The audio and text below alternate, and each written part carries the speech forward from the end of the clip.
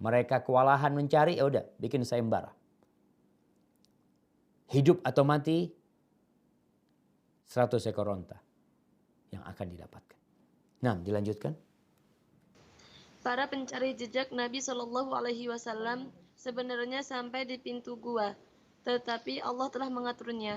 Dari Anas bin Malik radhiyallahu anhu, dari Abi Bakar As-Siddiq radhiyallahu anhu berkata, saya berkata kepada Nabi Shallallahu Alaihi Wasallam ketika saya dalam gua, sekiranya salah seorang di antara mereka melihat ke bawah kedua kakinya, maka kita akan kelihatan.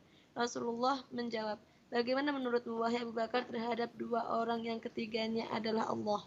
Allahu Akbar. Pencari jejak semuanya mencari sudah. Dibayar mereka. 100 ekor onta nih. Sampai akhirnya mereka mendapati jejak Nabi SAW di bawah sana. Kayaknya menuju ke arah gunung ini. Tapi setelah itu hilang jejaknya. Kenapa hilang? Ya. Kambing-kambing yang dibawa yang digembalakan oleh Abdullah Amir bin Fuhairah. Itulah yang menghilangkan jejak tersebut. Tapi mereka merasa coba cari ke atas lah. Dicari ke atas, mereka sampai ke mulut gua. Dan banyak cerita yang macam-macam tentang mulut gua Thawr. Adanya laba-laba, adanya cerita tentang burung dara di sana yang disarangnya. Kemudian dari burung dara itulah dara-dara yang ada di Masjidil Haram. Ya. Ada banyak cerita macam-macam. Wallahu a'lam dengan kebenaran. Sebagian mendhaifkan cerita itu. Karena apa? Abu Bakar keluar masuk dari sana.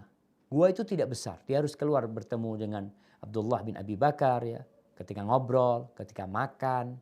Yang mana kita tahu setiap malam itu mereka mendapatkan berita dari Abdullah bin Abi Bakar. Dan mereka menikmati minum susu di malam hari bersama Amir bin Fuhairah.